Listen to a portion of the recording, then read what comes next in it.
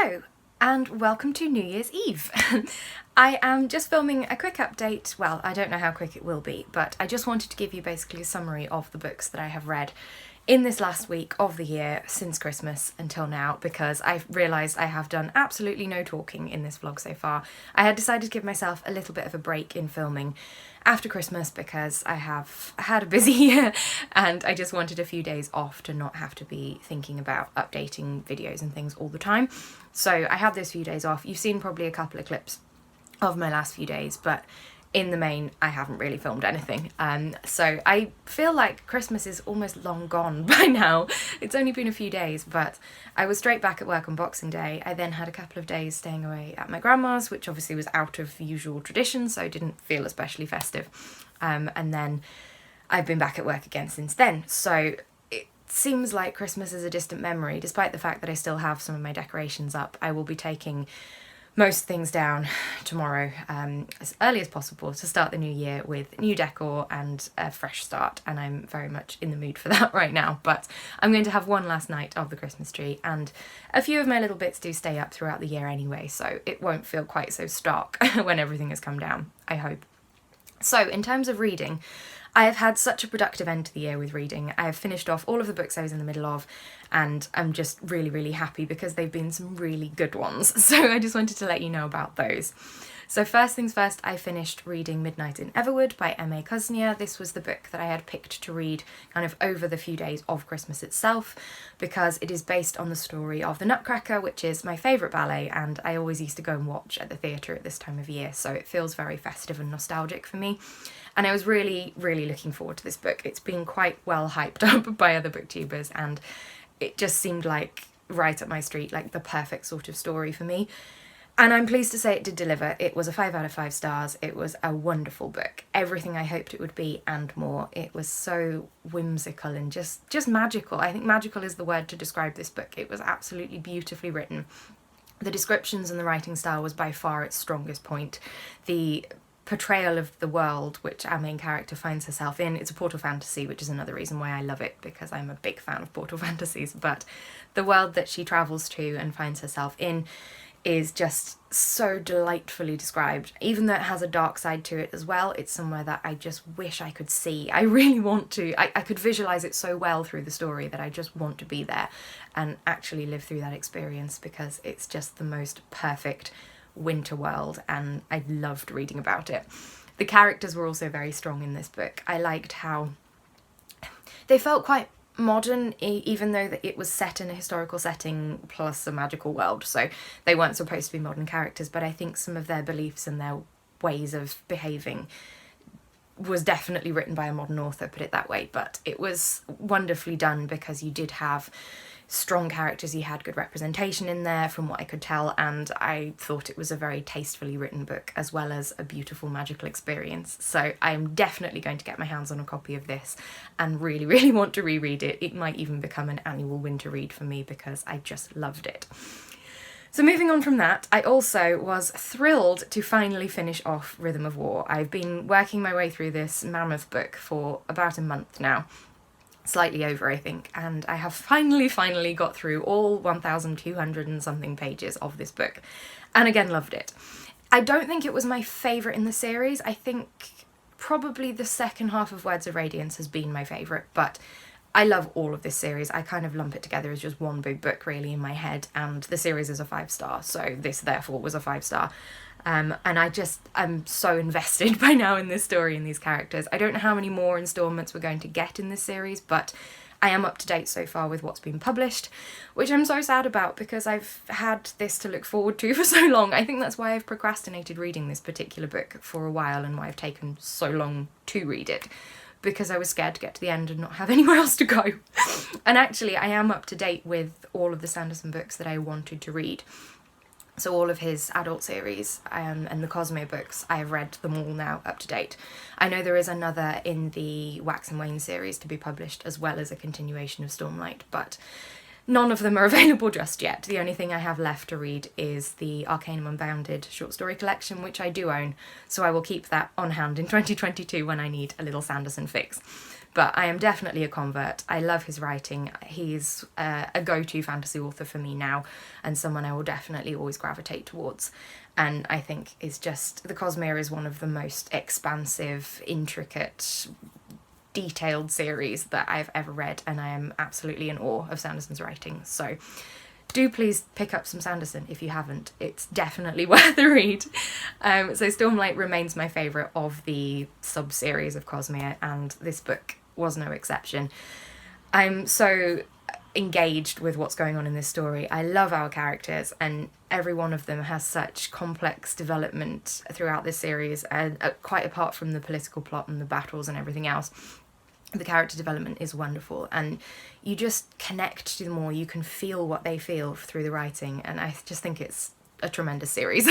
I'm not going to rave too much about it, and I don't want to give any spoilers for this series, but there were a few things earlier on in the book which did slightly annoy me, but they did become resolved further through.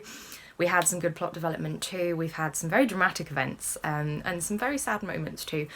The only thing I wished we had more of, as I said earlier on in the book, was Wit. Wit is my favourite character, and by far the most interesting character, and yet we see the least of him, which is really frustrating. But the things we did see were very interesting, and we now have a lot more to think about, I think, in terms of Wit's character. So I hope for more in the coming books, and I'm just so eagerly anticipating the next instalment of this series. But a fitting conclusion so far to what's been published, and I'm very glad I managed to get through it in time for the end of the year. And then the final book that I have finished very recently, actually, I've just finished that one this evening, was Emperor of Thorns by Mark Lawrence, which concludes the Broken Empire trilogy. I finally remembered the name of the series. And again was a 5 out of 5 star, really enjoyable book. I've definitely finished the year very strongly. This is perhaps one of the cleverest series I've ever read. It's very unusual. It's quite an alternative fantasy. I think I've talked about this before, but it feels for the most part like a very traditional fantasy world. However, you do have a lot of references to our culture and our history from this world. So you get the impression it's almost like a, not quite post-apocalyptic, but that sort of feel that their ancient history is what we live in. That's what I've come to the conclusion of, and you do get these little references thrown in here and there to things that we recognise and absolutely have no place in a fantasy book, but somehow it works, and I really am fascinated by the way that these books have been written. Mark Lawrence is a tremendously good writer, and I have thoroughly enjoyed this as a slight different branch of fantasy than what I've read before. It continued in the same vein as the previous two in that it was very dark. They are kind of grimdark fantasies, and there are some very graphic moments and some horrible, like, torture things in these. So definitely check out trigger warnings if you're going to pick up this series, because they are quite intense. But I don't mind that, and I really, really enjoyed them. And I was so worried about how this series was going to end because it's been so cleverly written. I didn't want it to be disappointing and just be normal tropey things that would be expected, but it absolutely wasn't. It was very, very cleverly done. I think it was a satisfying ending, a little sad, but there was no happy way to wrap up this story, so it seemed the most sort of tasteful way to conclude the story, and I loved the twist towards the end. I did guess it, but not until almost when it happened, so it was very satisfying nevertheless. And I just, again, think the characters in this series are absolutely incredible. You can tell I'm very much a character-driven reader. I like strong characters. I can cope with a slightly half-hearted plot if the character's really good and if it's logical. And again, characters were tremendous in this. So well written. I consumed this series through audiobooks, so it's another Joe Jameson, my absolute favourite. And the voices which he was able to bring to these characters really helped portray their different elements, the way that they reacted in conversation to people, and it was just so lifelike to me by listening to these audiobooks. So I have raced through about half of this book today to finish it, and I'm so glad that I have. It was absolutely tremendous. I think the second of the three, so King of Thorns, the second book, I think was my favourite, but this was also a 5-star just because the series has wrapped up so well. And again, I really want to reread these at some point, so I will definitely try and pick up more Mark Lawrence now. This is the first of his series that I've read, but potentially we'll get to some others. I don't know what else he's written, actually. I think he might have done the Red Sister series as well, which I might be able to look into, but I'm sure there is something else out there for me that Mark Lawrence has written, and I will definitely give them a try. So I feel like I've done nothing but ramble and I've not even breathed throughout that update, but I was just very excited about all of these books and I wanted to document my feelings in the moment before we end the year and I move on. So I will probably check in with you again tomorrow and do a bit of a wrap up of my year of reading and some statistics and things like that.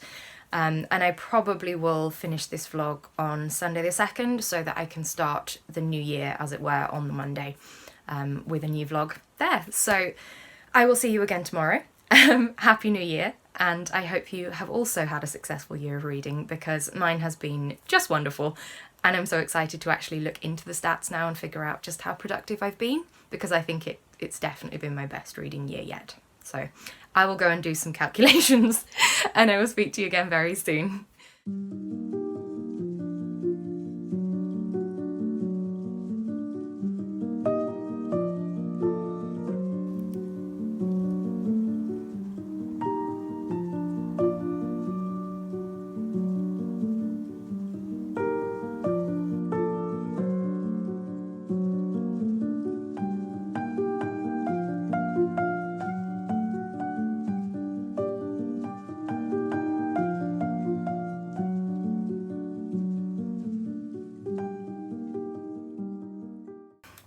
Hello, Happy New Year, and welcome to a summary of my 2021 reading. I thought I would just sit down and do a bit of a chatty update with you. I have some notes here that I'm going to be checking in with, but just to give you a little bit of an idea of the type of reading year that I had in 2021 and a couple of plans looking forward into the new year. So, first things first, to be said, I had perhaps my best reading year ever. It's only about the 4th year that I've actually been quantifying the number of books I've read. I track my reads on Goodreads, but I have definitely more than blown out of the water my reading goals from the past couple of years. So I'm very, very pleased with my progress and with the number of books and the quality of the books that I read. So I managed to read 136 books in 2021. Which is a massive increase from my last few years. So the couple of years before I'd read sort of between 75 and 80, which I was still pretty pleased with, but obviously 136 is well above what I was aiming for, so I'm very, very pleased with that. On average, I've worked out I read 11 books a month, so my lowest reading month was January, where I read 7 books, and my highest reading months were both February and June, in which I read 15. So 11.3 I think was my average, so basically 11 books. And I did manage to stick to that pretty consistently. Apart from that 7, I was basically 10 plus for the entire year. So I was really pleased with that. And it's meant I've been very productive in getting through series and completing readathons and all of the other lovely things. So I also was successful in terms of what I rated my books. So I tend to give very few books below 3 stars because I'm pretty good at picking out what I'm going to like and what I'm not. And if a book is looking to be 2 stars or less, I will DNF it. So I pretty much always give 3 stars, plus I give a massive amount of 4 stars. But I actually managed to give 15 books 5 stars in 2021, which was a very satisfying thing. So some notable favourites, I'm not going to go through everything, but really enjoyable ones for me was The Lost Future of Pepper Harrow by Natasha Pulley, Once and Future Witches by Alex Harrow, Echo North by an author whose name I've forgotten, bear with me.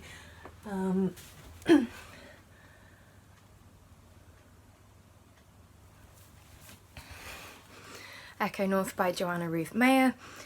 If We Were Villains by M.L. Rio. Midnight in Everwood was a recent favourite. I've just finished this one a couple of days ago by M.A. Kuznia. Absolutely loved that one.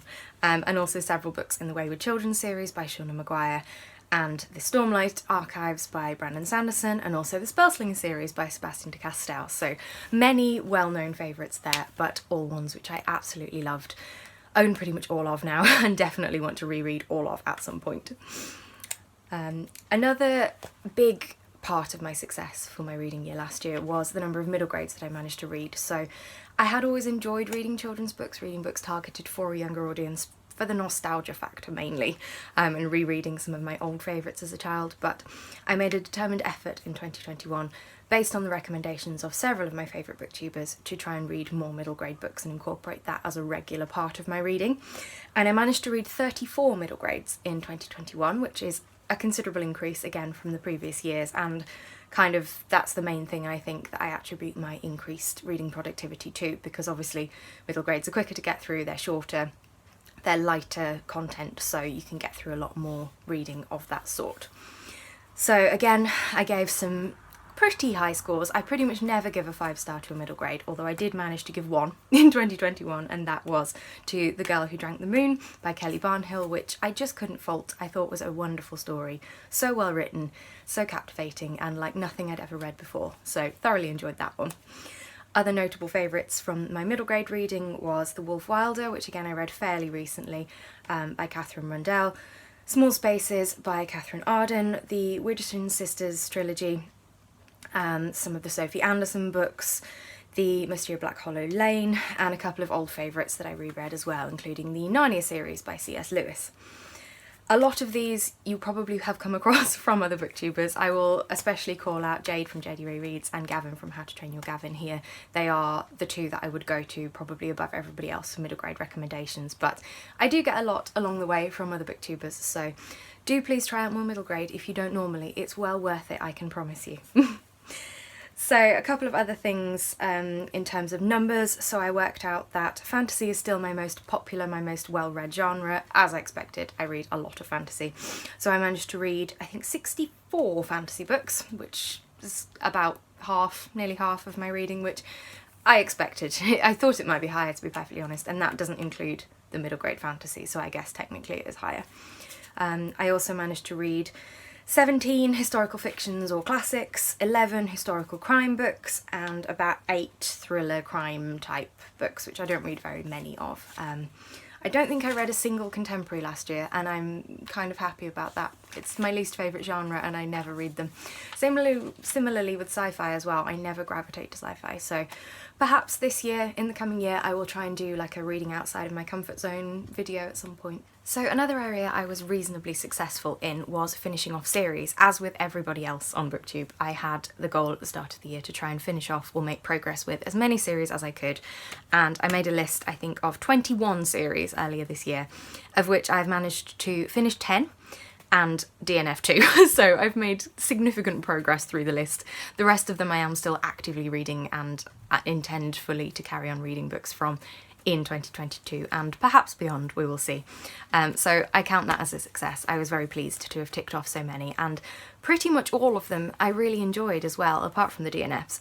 One of which maybe I'll go back to at some point, the other one I definitely am not going anywhere near again. It was just not for me, it was disappointing. So I hope to carry on with that goal again going into next year and finish off maybe the other, 9 I've got left?